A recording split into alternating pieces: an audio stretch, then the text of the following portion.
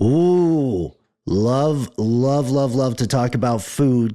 Tonight's classic episode is a little harrowing. You might not want to eat while you're listening, depending on what you're eating. Well, actually, let's play a game.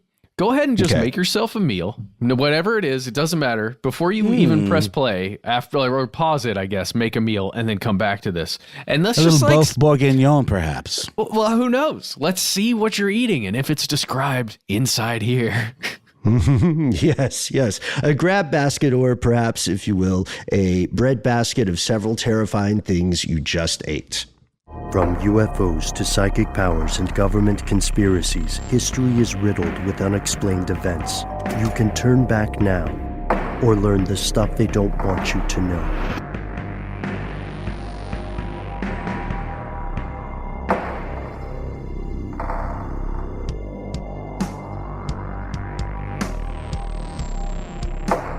Welcome back to the show. My name is Matt. My name is Noel. They call me Ben. We are joined with our super producer. Most importantly, you're here, you are you, and that makes this stuff they don't want you to know. Did you guys happen to grab lunch today? Yes. I grabbed it double-fisted. Well, not to pry, but what did you have for lunch today? Some delicious sausage. Just that? Just sausage. Just like a pile of sausage? Yes. I threw it on a fire, and then I just grabbed it with my bare hands off the fire and just ate upon it. You must have some real calloused hands. Yes. Classic Matt. And they're asbestos. What about you, Noel? I had some lemon pepper chicken breast that I prepared this morning, mixed with a nice root vegetable medley that I had left over from a few nights prior. It was delightful. BlueApron.com. Promo code. Oh, okay. I made them myself. Whoa. With your skills, taught to you by Blue Apron. And the Gordon Ramsay Masterclass.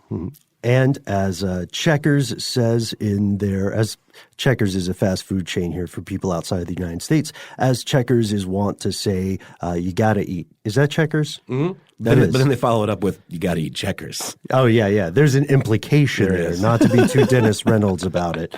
But it remains true, and food is one of the great uniting factors of our species. We can't agree on much, but we can agree that we should all probably eat something. Mm-hmm. Yes. And nowadays, it seems like a few times a year, we'll hear about a food scandal. It's so, not that it's common, but it's frequent enough not to be astounding every time it happens. There's like horse meat in some pies in the UK or something, you know? Yeah, or the spinach has been contaminated with this or the other in its preparation process. And in as much as it is a thing across our entire species, just the very word taste implies such a specificity of preference to food. And we use that word to talk about any kind of preference for all things. So, yes, food, very universal, but also very particular. Yes, yeah. And there are also cases of recalled yogurt, in both senses of the word cases. I recall the yogurt I had, the different kind of, you're talking about spoiled, contaminated yogurt that gets forcibly removed from the market. Right. Yes, of course. And we'll also inevitably hear pop science studies that come out, right, that have a very alarmist, almost WebMD tone to them. Recent studies show that coffee is tremendously good. Oh, no, wait, bad for you. Oh, no, wait, it's good again. Yeah, exactly. Like butter is another thing we hear about. Or sugar, and they kind of intertwine, and one of them is giving you cancer, and the other one is saving your life. Mm-hmm. And when you add up all these complaints and these studies, these contradictory opinions and perspectives, it becomes alarmingly and surprisingly easy to think that the world is going to hell in a handbasket, or should I say a breadbasket. What is a breadbasket? Like a cornucopia? It's I've seen, I was thinking the same thing with a bread box. They're literally just to hold bread. Mm-hmm. It's sort of an outdated thing, too. I don't think people keep their bread in boxes typically anymore, more in plastic in the cabinet. My parents totally have a wooden bread box. But they don't keep bread in it, do they? Yes, they do. They do? Yep, and all kinds of, I was going to say egg McMuffins, but that's not a thing. You have clearly gone mad, Matthew. I know. It's true. Isn't it true that bread will tend to go stale more quickly in a refrigerator? That's something I had heard. Also, I would love it if people kept bread the way that Bond supervillains keep a cat. Like it was just on their armchair and they would pet it while they talk to you. Like a nice baguette that you have just like tucked under your arm and you pet it like a creature. Life hack, if you buy a baguette and you eat half of it and you don't want it to go stale, put it in the freezer. And then the next day, put it directly in the oven. It is fresh and crispy as can be. Just putting that out there. Life has been hacked. Life has indeed been hacked in baguettes and more. Regardless of what we hear about, the dirty yogurt industry or contaminated meat, the truth of the matter is that at least here in the United States, things in general are safer than they have been in the past. You can go into a grocery store nowadays and you can buy a can of Spam, a can of, tuna. I'm thinking of things that seem weird to be in cans. And you have a pretty high likelihood of not dying immediately, which is amazing. What about deviled ham? How do you guys feel about deviled ham? Honestly, I don't even really know what it is. I think it's kind of like Spam, but it's just canned ham. And it's got a little devil with a pitchfork on it. To me, that says stay away. I love the idea of deviled being a process. And I think we had talked before, I don't know if it was on air or off, about what is it to devil something, to bedevil it. In my mind, when you devil something, you take out a portion of it, you mix it up, you grind it all up, and then you put it back onto a part that has not been ground up. Like if you devil an egg. Sure, there we go. So maybe the ham portion of it has been ground up to pieces and then put back with the rest of the ham and as back out. Yeah, baby bird style. Mm-hmm. I feel like we're onto something, and the good news is that regardless of the way something is prepared, here at least in the United States and in many other countries, there is some sort of organization that supervises and regulates the quality of these food products. This was not always the case. In fact, the reason we have the FDA today is thanks in large part to a imperfect fellow named Harvey Wiley. It's true. And Ben, you and I actually did an episode about Mr. Wiley, Dr. Wiley, dare I say. I think he was an MD, so we'll call him Dr. Wiley. Professor. Yeah, for our other show, Ridiculous History. And we talked about his poison squad, which was a thing that he assembled, a study made up of some very iron-gutted fellows who volunteered to be poisoned on purpose. Effectively, yes. And Matt, you were talking with us about this off air, right? Yeah, there's a quotation about there were 12 younger guys who would go to this kitchen where foods would be prepared for them with increasing doses of food additives, stuff that later on we would know you do not want to put in your foods. But at the time, something like borax was added to foods just because it was a food additive. To increase the yield or something. Yes, right? exactly. Yeah. A lot of times they were for preservation, to keep the foods fresh longer. But, this gentleman, Harvey Wiley, realized that perhaps some of these are very, very dangerous. And they illustrated it perfectly by giving these increased doses until the subjects would just get awfully sick. And they'd realize that that's the threshold. Oh, there we are. Yeah. After the fact, right? Yeah. Oh, that's how much borax is too much borax. Well, Harvey Wiley, as you can learn in depth in our episode on Ridiculous History, Harvey Wiley was a man on a mission, and ultimately his work led to a passage of law in 1906 that eventually led to the FDA. Today, they're tasked with determining safety standards for food manufactured in, grown in, or imported to the U.S. overall, as well as some exportation since it would be grown or created here. Mm-hmm. We live in a divisive political age, but one thing that's beautiful about this idea, if not this organization, is that everyone can agree it's a good thing to try to keep fingers and meat packing factories attached to the hands they came in with instead of in, your next can of deviled ham. Yeah. And that's not to say that there aren't conspiracy theories about the FDA and what they may or may not be doing, and programs and that we've covered before on this show. And if you're interested, you can look up some of our some of our stuff on GMOs, and there's several other topics. Brominated vegetable oil. Yeah, and whether or not the conspiracy theories surround whether or not the FDA is purposefully trying to get some of these things into our diet. But, that's for another day. And we're going to look at both sides of that in a little bit. But before we do, why don't we kind of give a little rundown of some of the facts?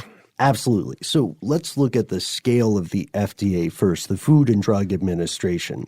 They are a huge deal. Some estimates report that 20 cents out of every single dollar Americans spend goes toward a product that has been supervised or regulated by the FDA. And we're talking $1 trillion in goods. Wow. I go to the grocery store like 5 times a week. I like to do little shops. So I definitely am part of this trend. And here's the hilarious thing about an entity with so much power that has such an ubiquitous effect, right, on consumers and on organizations. As Matt said, the FDA is often roundly criticized, but it's criticized in such a strange way. It's often accused of both over-regulation and, at the same time, under-regulation, doing way too much and doing not near enough. Constantly. It's constantly accused of these things. Well, yeah, and you imagine that it's one administration, very large group of human beings that are working at it, but they're covering, like you said, a whole host of different products, from drugs to food. That's a lot of things. Man, $1 trillion in goods, that's a lot of goods. Each one of those, some might be less than $1, like a particular piece of produce, but, a lot of packaged stuff is like $5 or $6. We're talking about millions and millions and millions of individual items of food that this one organization is responsible for ensuring that we are not getting poisoned by. Yeah, and I love that you point that out too, because we are counting things that are less than $1. Everything from a single grape, if you buy a single grape, if you're at that point. A kiwi? A kiwi, that's probably a better example, to some very high-end seafood or something. Sure. Let's look at the idea of overregulation. When people talk about the FDA overregulating stuff, they're talking usually about what they see as some sort of unfair censorship. In terms of the language used in advertising a product? Exactly. So take dietary supplements. We've all seen the infomercials. My life was a dumpster fire until I started taking fish oil 8 times a day. Or, I'm making that example up. Those products fall smack dab in the middle of the Venn diagram between food and drugs. Almost a drug, almost a food, but not quite either. Which is the slogan for Matt's new herbal supplement company, right? Yeah. It's not quite food or a drug. Matty Caps. Matty Caps. I like that. The fine makers of Matt Mints. Yeah. So the advocates of the supplement industry, people hoisting all kinds of vitamins at you, they'll argue that the FDA prevents manufacturers from making claims about the effectiveness of a product, even when research, they say, proves the benefits are genuine. But you're talking about such a range here of things that a supplement can supposedly do, because you can still find things occasionally that will claim to cure cancer. And it will be a supplement of an extract of a certain fruit or a berry or something. And, when you still can have things like that, my opinion is that you need to have something regulating it. Say, you can't say that this will let you be able to fly. That's probably a bad idea. Right. Well, there's also, how is saying something would cure cancer any different? Correct. People on the other side would argue. Yeah, that's a great point, because we have to ask why this comes about. It's because as far as the FDA is concerned, legally, dietary supplements, whether they are purported cancer cures, it's vitamin B12, fish oil, whatever you want, regardless, they're considered foods, which means their makers can only create limited claims about the structure or function. And specifically, to Matt's point, they cannot claim that any supplement can prevent, cure, or mitigate disease or condition, regardless of what kind of scientific literature they find or pay for regarding those abilities. And I mean, through our various shows that we do here at How Stuff Works, we've encountered advertisers that have very specific language in the copy that they give you, where it says you cannot say this, you have to say this, this is the part you have to read. And we know that from things like medications on television that have those litany of side effects and things that are clearly regulated by law, that they have to rattle that off, or else who would do it, right? Because it just totally derails the experience of watching that, delightful scene of a young child and her mother frolicking through a field of green grass and being pushed on a swing set or something. What's that old trope in stock images and stock footage? Lady eating a salad alone and laughing. Now you will not be able to unsee that. But it's also, I'm really glad we brought this up because, believe it or not, residents of the United States, those strange, very vague, as Noel said, pharmaceutical ads that we see on television are illegal in most other developed countries. Yeah, even having billboards for any kind of drug is illegal in a lot of places, but advertising of any kind. And that lends credence to the idea that the pharmaceutical industry in the United States has a massive amount of control. This is something that even members of Congress take issue with. So a critic who would say that the FDA is censoring dietary supplement manufacturers would be someone like Ron Paul. He says that this stuff comes about because the FDA is in bed with the pharmaceutical companies. They don't want you to know that, St. John's wort can cure your brain fever. I'm just going to make up a disease, your gutter hand. On November 10th, 2005, Ron Paul introduced something called the Health Freedom Protection Act, H.R. 4282, which he argues would prevent the FDA from censoring truthful claims about the curative, mitigative, or preventative effects of dietary supplements. He said this would also adopt the federal court's suggested use of disclaimers as an alternative to straight-up censorship. So in this case of censorship or overregulation, people who believe it also believe there's an active conspiracy afoot by Big Pharma to prevent people from knowing that their food can be their medicine, which is something you hear a lot if you're a fan of Dead Prez and other alternative hip-hop.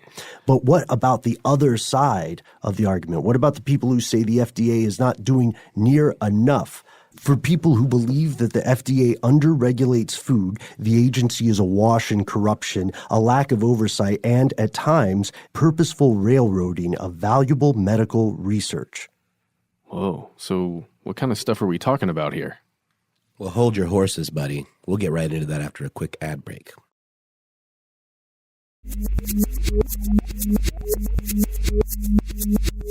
So the United States, despite being a massive developed country, permits multiple food additives that are generally acknowledged throughout the rest of the world as either unhealthy or dangerous in some way. Remember earlier when we were talking about advertising of pharmaceuticals and billboards and stuff, how that's illegal in a lot of other countries?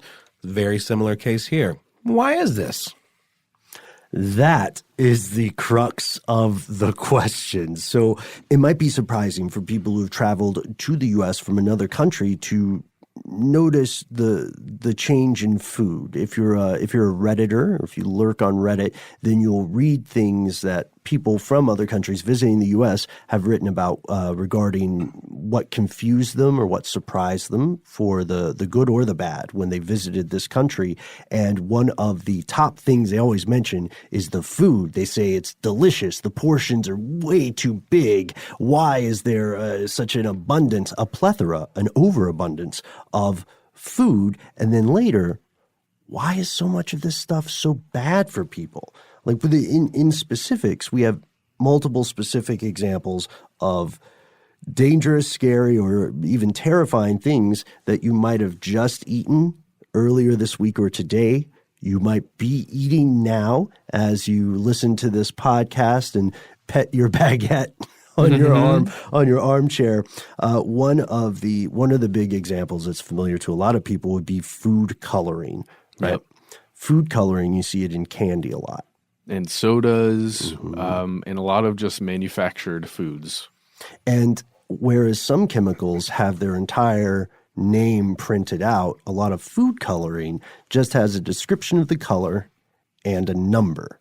right? Like yellow number 5. It's one better than yellow number 4. Yeah, yellow number 5 is a very strange one. You guys remember the rumors of yellow number 5 in Mountain Dew, right? When you were growing up? Ooh, did you ever hear this? No. Well, there was a rumor that was always at my school, at least before the internets, that yellow 5 food coloring would reduce your sperm count. I was going to say shrink your pee-pee. And mess with your downstairs area in various ways. The rumors were different throughout. Mess with your Australia, huh? Yes. Yeah, the old downstairs. But it goes back to some real things. In 1975, this guy named Ben Feingold, who was he was working at, I believe, the Kaiser Permanente Medical Center. He mentioned that this and other food dyes may cause hyperactivity in children, or he proposed this idea at least.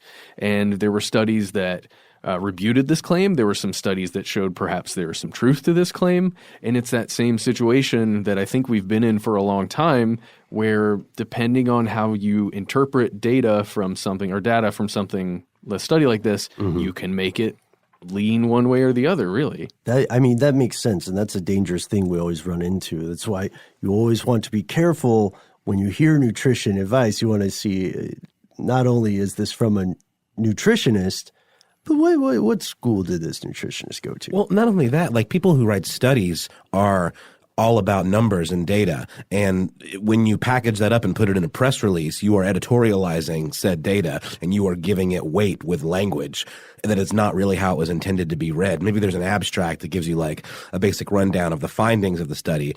But when it's like when you start taking movie reviews out of context, you know, I mean, it becomes a whole ball of wax. Except in this case, it's your health rather than just if your eyes enjoyed something or not. True.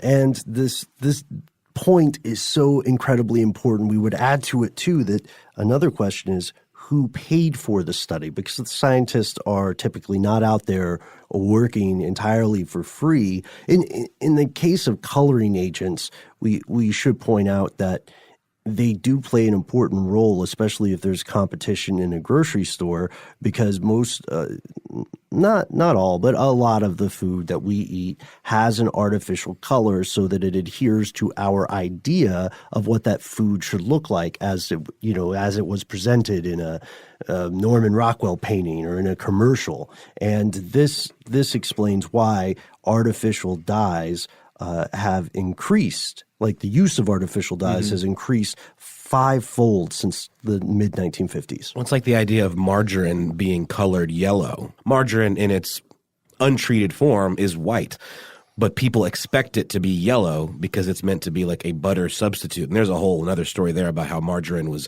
maligned by the butter industry because it was seen as competition, unfair competition, because it was cheaper. But it just goes to show that it matters to us as consumers what color something is. I still have an aversion to margarine just because of growing up hearing stories about, don't eat margarine. What? Really? Yeah. Well, you're from a bread box community. Well, yeah, but my parents always only stock margarine at their house. Really? Yeah, man. You're a margarine house. Yeah, margarine house, dude. My wife's Cuban family is like, what is margarine? Get that out of here. Why are you doing this to us, Matthew? And I said, I love you, and I will be with you forever because real butter is the way to go. So we see this. We see this fight between additives, between food impersonators, right? And today, most artificial colors that you're going to find in use are actually made from coal tar. This is the same stuff that seal coats products to protect the shine of industrial floors. You can see it in head lice shampoo as well because it kills lice. Yeah. Great thing called indigotine, I think is what they call it. That's the blue number 1 or 2, number 2, I believe. Just good stuff. Really good stuff. And there's another specific example, which I know a lot of people are waiting for us to mention, and it's the use of antibiotics in livestock. This, regardless of whether you're a vegetarian or you're a person who just wants to eat a live cow every day for the rest of your life, which is a lot of beef, we can say that there are compelling studies indicating the dangers of using antibiotics in livestock. This is used in the the pork industry as well as the beef industry. And one of the concerns there is that this could somehow lead to the creation of a superbug. I think we mentioned this later in our superbug episode, because doctors have been historically overprescribing antibiotics to human patients, and there's much less regulation in the world of non-human patients. Dude, as you can probably tell, I have a cold right now. If I went to my doctor today with this cold, they would give me a Z-Pack and send me out the door. They do every time. I have a medicine cabinet full of these because I never take them because they never actually fix the problem. And that is like a systemic cultural thing. It's weird. Well, then when you talk about factory farming and just the closeness of all the animals and everything, you're giving antibiotics many times to animals as a preventative so they don't get sick, which is a whole other just issue. And now in the European Union, the use of antibiotics has been drastically phased down or out, country by country. I think Sweden banned it back in 1986. You can still see it in use in some other countries after that, but they were making phase-out plans, to take it down to like 60% of our current antibiotic use. And the preventative thing mainly concerns people because it could essentially be like a tough love camp for bacteria. Yeah, you're exactly right. In stark contrast, 80% of antibiotics sold in the United States are used on livestock, not on people. Wow, that's incredible, especially since it's becoming more and more popular to buy non-antibiotic meat. Or at least it's growing a little bit. I'm not saying it's ubiquitous. Not growing as fast as those cows on the hormones, though, are they? Yeah, and that's the whole thing. We have so many human beings in this country and throughout the world that you've got to provide food for them. So how do you do that? You have to make sure you have enough healthy, in this case, cattle or chickens or pigs or whatever, and you have to make sure they're growing as fast as possible. There's a really interesting film on Netflix called Okja. It's about the breeding of these super pigs and how that enters into this kind of like near future kind of dystopian society where this is part of the food production cycle, but you start to see they kind of pitch it as this like delightful thing where this little girl raises the best super pig that's the most friendly and the largest or whatever. And then at the end of the day, you start to see the behind the curtain stuff, how this all enters into this like factory farming meat market that's all incredibly dark. It's a really, really cool film if you haven't seen it. I have not, but I will. Oh, yeah, it should. And he's right about it going dark. Do be warned. Yeah. Sweet. So, yeah, while we're here in this hypothetical farm, right? Let's look at the hormones, the growth hormones that I think we were mentioning here. These synthetic growth hormones like RBGH, RBST were approved for use in cows by the FDA way back in 1993. This did not fly in other countries. And at the risk of sounding dismissive, we must ask, where's the beef? I know these are all going to be clunkers today. Well, the issue here is that not only do these cows, the ones that are injected with these hormones, suffer from significant health problems, some of which then get treated by, guess what, administering those antibiotics to the cows that then get sick. There are also birth defects that these cattle have to deal with due to the hormones, and the products for human consumption that include RBGH and RBST, they do not need to be labeled as being used. Now, a lot of companies will say on their packaging, these are hormone-free or antibiotic-free or something like that. If you find milk or sometimes cheeses, all that kind of stuff, those products, you'll find that.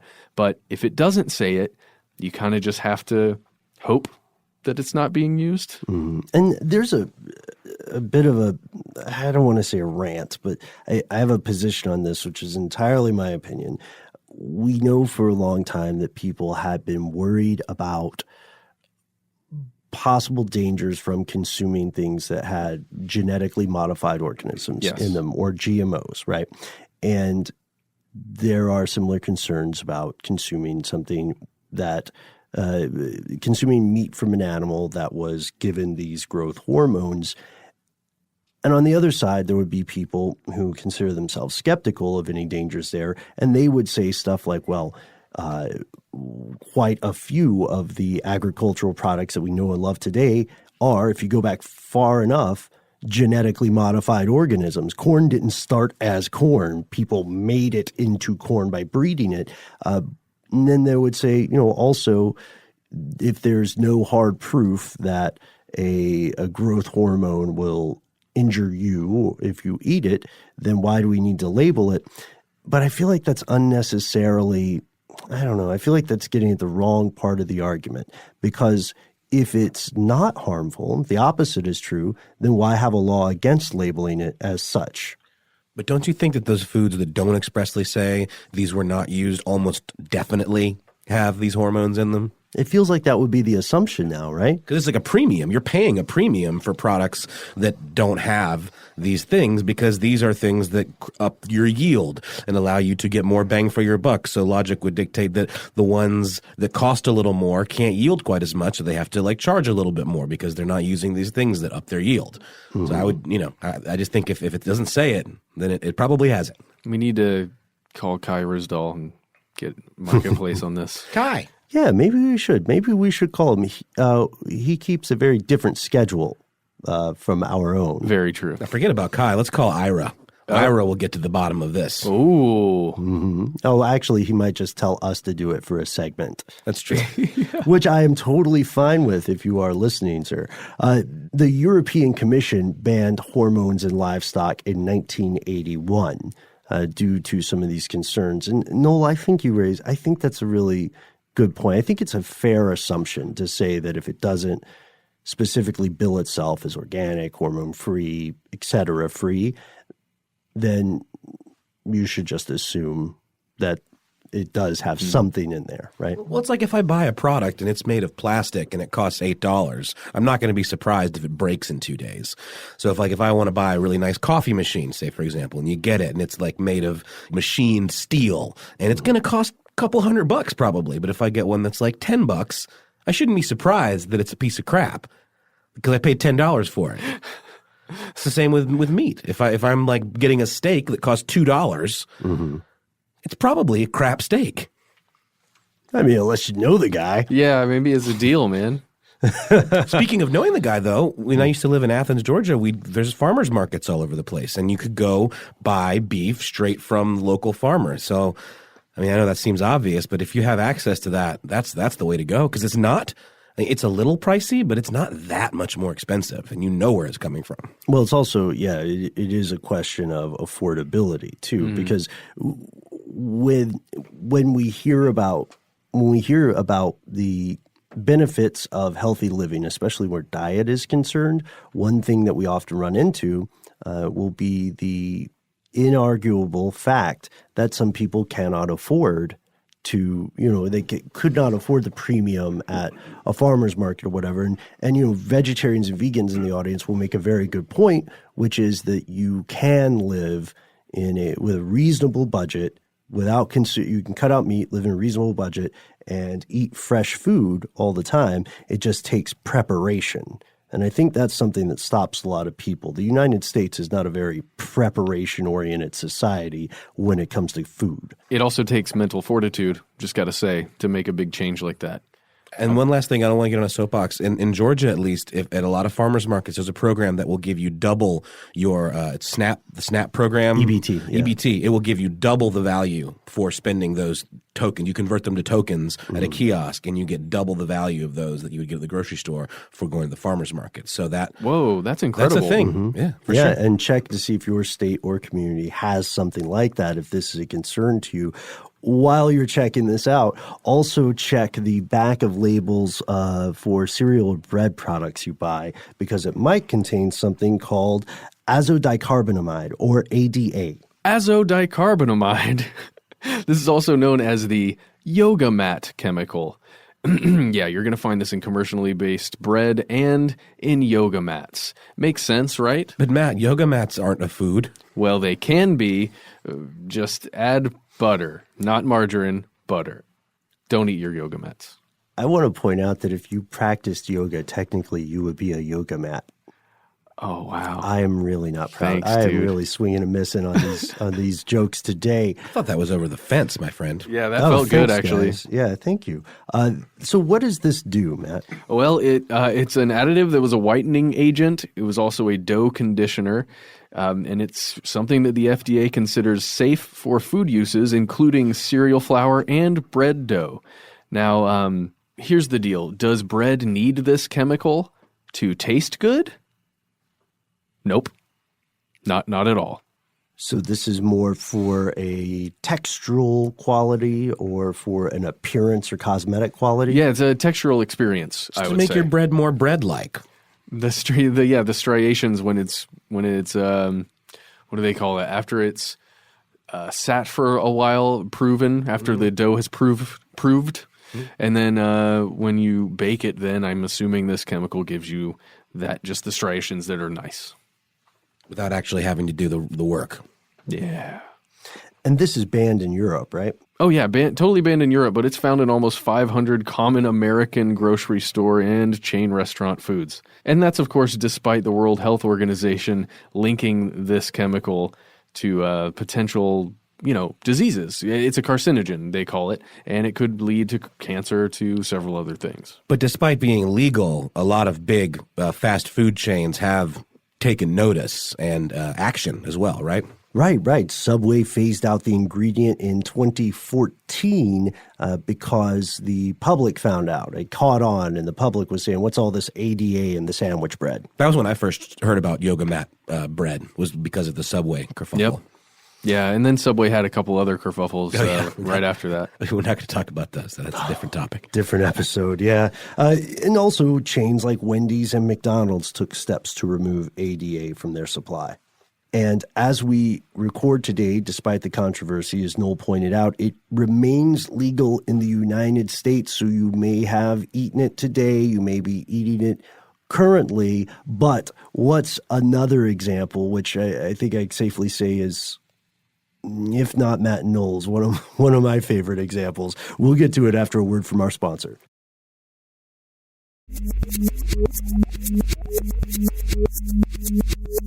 Here it is. This part of the show is going to be a little bit juvenile. We're talking about potato chips, or potato chips.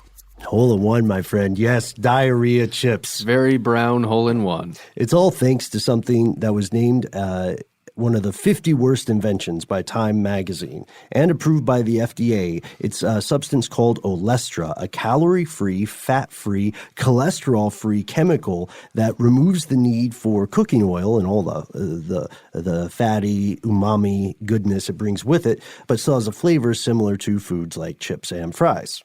Yeah, you'll find Olestra in diet versions of all kinds of food products, including chips, frozen yogurts, and plenty others. And if it sounds too good to be true, that's because it most definitely, certainly, oh my God, is. They ought to call it Ironolestra because it makes you more hungry. It's supposed to be a diet thing, but it actually makes you more hungry. Well, yeah, I would say it is because it seems deliberately contrary to what was expected. Right? It's like buying a seatbelt that kills you. It's like the O. Henry of foods. There we go. It's like the Shyamalan of snacks. Exactly. It's like rain on your wedding day. You know what I mean? Mm-hmm. There we go. We got there. I feel like we got to reference. Yes, Olestra, Olestra. What's the hubbub with this stuff? Well, in addition to actually being a appetite increaser, it has been linked to gastrointestinal disease in children and terrible, awful, horrible, no good, very bad bouts of diarrhea in grown adults. Yeah. And if you feel the need to personally investigate this, just go find some chips. I'm sure you can find some with that ingredient because it is still legal in the United States. And give yourself a few hours off. You know what I mean? Yeah. Go home first. It's research. It's research. You'll probably see it listed as Olean, which is like the brand name. You might even see Olestra somewhere. Probably in American foods, you'll find Olean. You will not find it in Canada or Europe, however, because that's where it is banned. What else you might be thinking? What else at this time? What other terrifying things did I have on my plate when I sat down and said, I'm going to listen to this podcast while I have a nosh? One of them could be arsenic. Yeah, straight up poison. Like old lace, arsenic and old lace. Yeah. Like that stuff. It's so famous in mystery novels of yesteryear. It's still allowed in small levels in chicken feed. Here in the U.S., not in the European Union. It's actually such an effective poison in those days of yesteryear because they didn't actually have a test for it, and that didn't come until much later.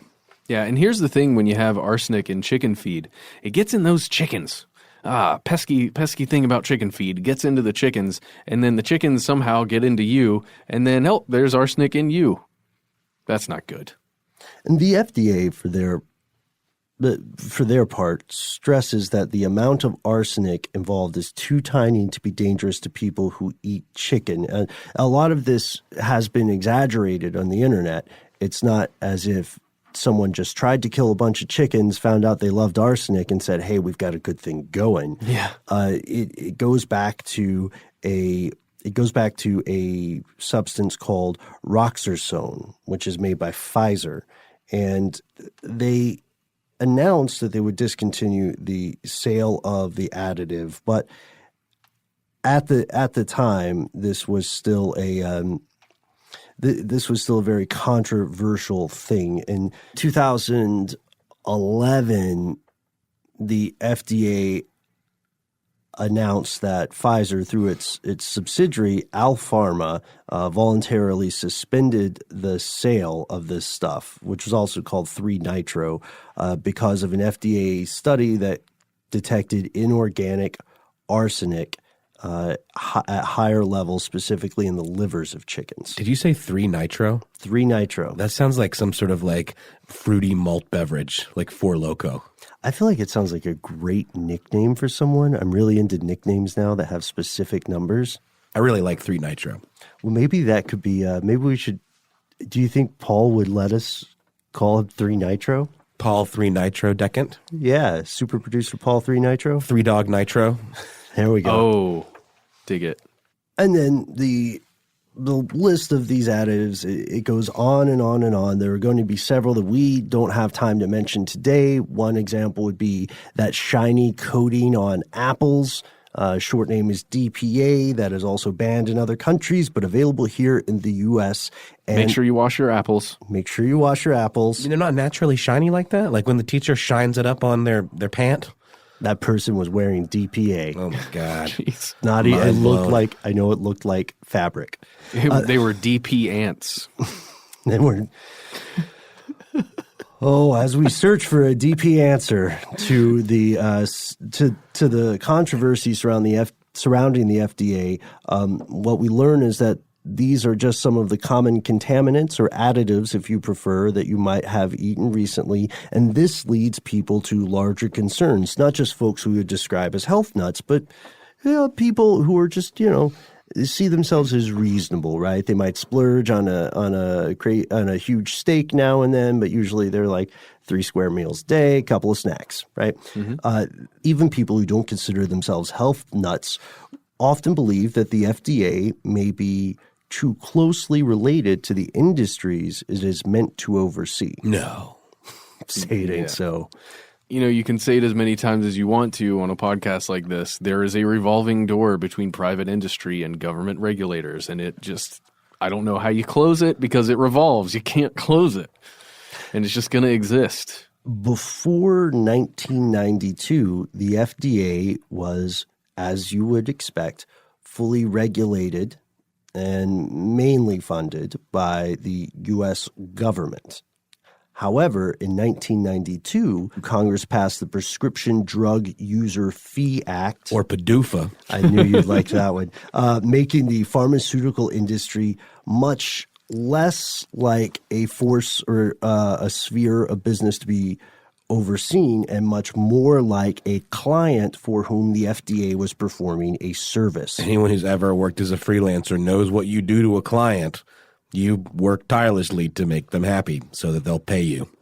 And critics of this situation, this post-1992 situation, say that now the FDA is screwing up left and right. And their general gist of their argument is that the FDA should be considering the public, the U.S. public, and the health of the U.S. public as its primary client, not the industries. And to be completely clear, this enters the realm of the drug industry and the FDA. There's more money involved there. We also know that the FDA has been pursuing special relationships with media outlets. In 2016, there was an article in Scientific American where an author named Charles Seif pointed out that the FDA was doing this move where they would offer to give some media outlets early scoops on a story, with the condition being that the FDA got to choose who these journalists talk to about it afterwards. So like if Matt is doing a story for what news outlet do you work for, Matt? PRI. Okay, so PRI. Matt works for PRI, and he goes to the FDA, who will be played by Noel. We've worked on this role. Mm-hmm. Here I am. And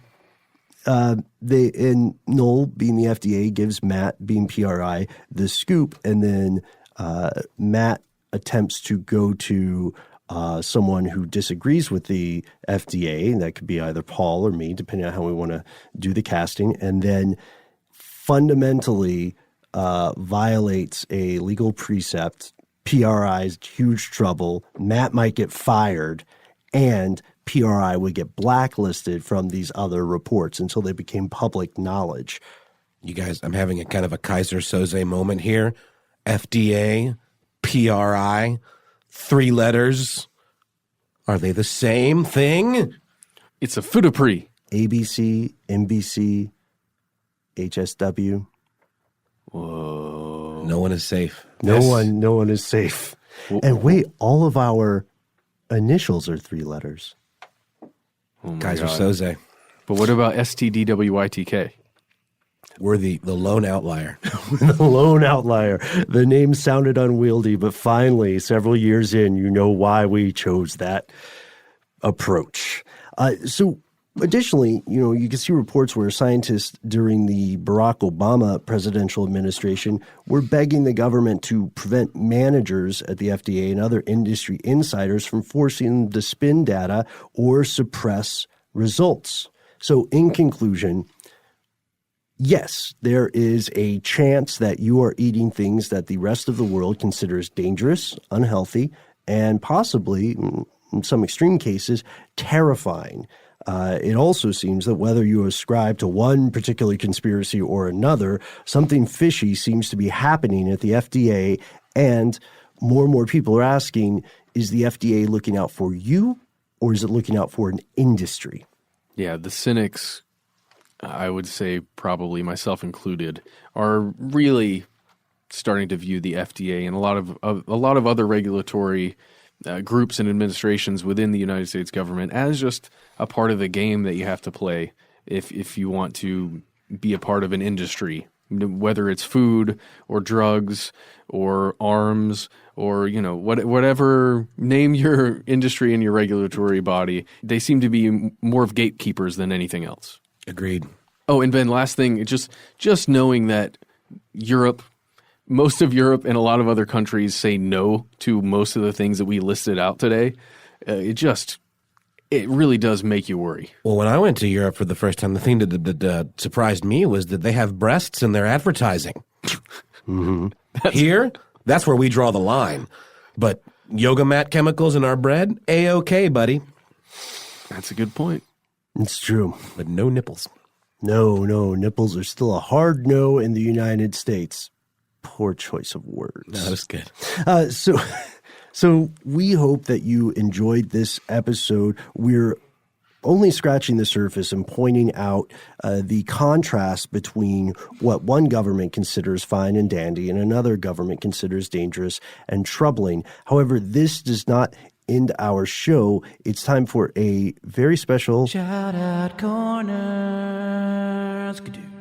Okay, guys, you know how on Shout Out Corner we usually do a couple of emails, right? Mm-hmm. Sure. Okay, well, I found something that's a little different. I hope you like it. This is going to be a surprise for all four of us, and I've been hiding it behind my back the entire time we've been recording. We got a package. Whoa! So this comes to us from Nathan S. And you taped it up really well, Nathan. It's about the size of a CD container. Yeah, do you want to describe it? Compact disc container, but it is, it's got that packing tape all over it. I am seeing what appears to be a disc, maybe, or hold on. Oh my gosh. Do you think it's full of government secrets? I don't know. Let's pull one of these out. Earlier when I said there was a surprise, Noel, you had asked me if it was like a poisonous chemical additive. I said, I don't know. What is it, Matt? I'm going to pass this around. It appears to be a disc. I think it is. I can't open it right now. But it's titled Missouri Loves Company Presents Le Concert Infernal EP. It appears to be some sort of heavy metal record. Not the kinds of things that would poison your food, but the rock variety. We've got a track list. It's Le Concert Infernal EP, Scandal in Wait, Misery Loves Company, Borderline Obsessives, Hounds and Shepherds, and Mayday. So we're gonna, I don't know if I have a way to play this. We have 3 copies, though. I'm streaming in vinyl only these days, guys. I can listen to this in my car on the way home. That's what I'm going to do. All right. Well, you report back on the next episode, yeah? Absolutely. So this was a surprise out of the blue for us, and we're going to check it out. I think I also am going to listen to this in the car. I need some good road music. I'm driving around doing some completely non-shady things after this. Oh, I can play it on my PS4, right? Yeah. Oh, hey, we have a note, you guys. Oh, please, yes, read it. I was hoping for a note. Nathan says, Ben, Matt, Noel, hey guys, I just wanted to say that I'm a big fan of the show. It keeps my skeptic side nice and aware that things aren't always as they appear. I've sent a few of my band's EPs to say thanks. I know Noel is a musician and Ben and Matt have some good taste, so I hope you dudes enjoy. By the way, I'm a musician too. Yeah, Come on, Matt's Nathan. a great percussionist. Not really. I'm a I drummer. have horrible taste. Yeah. Whatever. Get it right, dude. You guys are punchy today. Nathan says, it's just a little DIY CD, but it's the least I could do for the hours of free entertainment you guys have given me. We should have an LP done this year, so if you like the tunes, we can send that when it's all done too. Keep up the good work and keep shining a light on the stuff they don't want you to know. Well, maybe we can, what we should do? We should rip one of these tracks and play it out. Play the episode out on one, like a little sample of his music. What do you think? I think that's a fantastic idea. Thank you so much, Nathan S. This concludes our But Not Our show. We will be back very soon with another episode of Stuff They Don't Want You to Know. We hope that you enjoyed this one, and we hope that you will drop by your platform of choice, toss us a review if you would like. You can also find us at other places on the internet. And we do the social meds to take a page out of the Chuck Bryant book. We are Conspiracy Stuff at Facebook and Twitter, and Instagram. We are Conspiracy Stuff Show. And we have a brand new Facebook group called Here's Where It Gets Crazy. You can join us there if you haven't already. You can join discussions about each episode. You can send all kinds of cool messages that we'll get to see and discuss things with your friends and family, basically, like us, who listen to the show.